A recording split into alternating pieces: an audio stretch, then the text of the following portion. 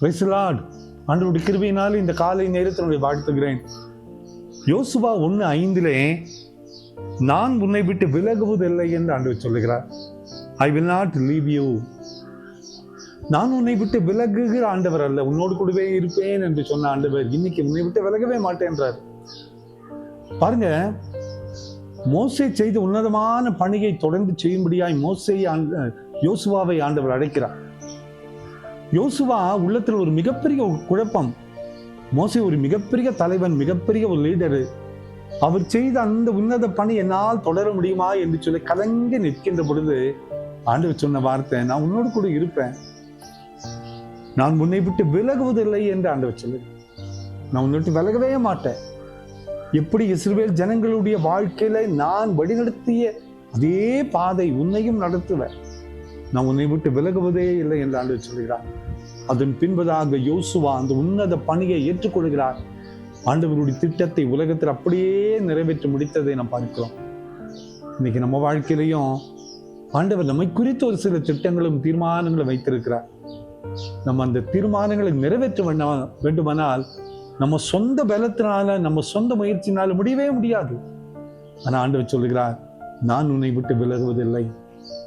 ஆண்டவரே நோக்கி பார்த்து, ஆண்டவரே உம்முடைய பலன் எனக்கு வேண்டும், உம்முடைய துணை எனக்கு வேண்டும் என்று சொல்லி ஆண்டவருடைய சமூகத்தில் நம்மை அர்ப்பணிக்கும் போது ஆண்டவர் சொல்லுகிறார், உன்னை விட்டு நான் விலகவே மாட்டேன் என்று ஆண்டவர் சொல்லுகிறார்.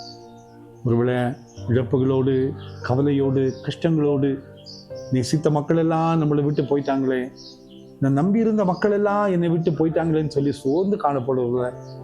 அல்லது இவ்வளோ பெரிய திட்டத்தை எப்படி நான் நிறைவேற்றுவேன், இவ்வளோ பெரிய கடன் பிரச்சனையை எப்படி நான் தாண்டி போவேன், இவ்வளோ பெரிய மனபாரத்தை எப்படி நான் முடிப்பேன்னு சொல்லி சோர்ந்து நிற்கிறேங்கல்ல.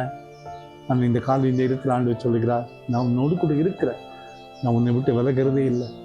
நிச்சயமாய் உன்னை கொண்டு நீ தாண்டி செல்ல வேண்டிய பாதையை தாண்டுகிற நாள் வரை நான் உன்னோடு கூட இருப்பேன், உன்னை விட்டு விலகுவதில்லை என்று ஆண்டவர் சொல்லுகிறார்.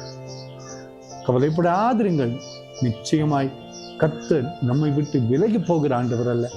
அவரோடு கூட நாம் நிற்கும் போது அவர் நம்மோடு கூட இருப்பார். மகிமையான பாதையில நிச்சயமாய் நம்மை நடத்துவார்.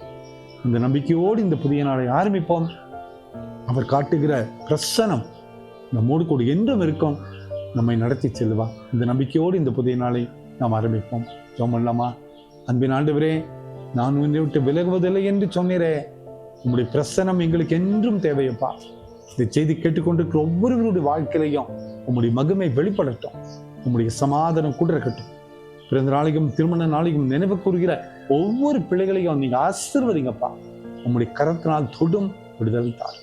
இயேசுவின் மூலம் ஜெபங்களும் எங்கள் நல்ல பிதாவே. ஆமேன், ஆமேன், ஆமேன்.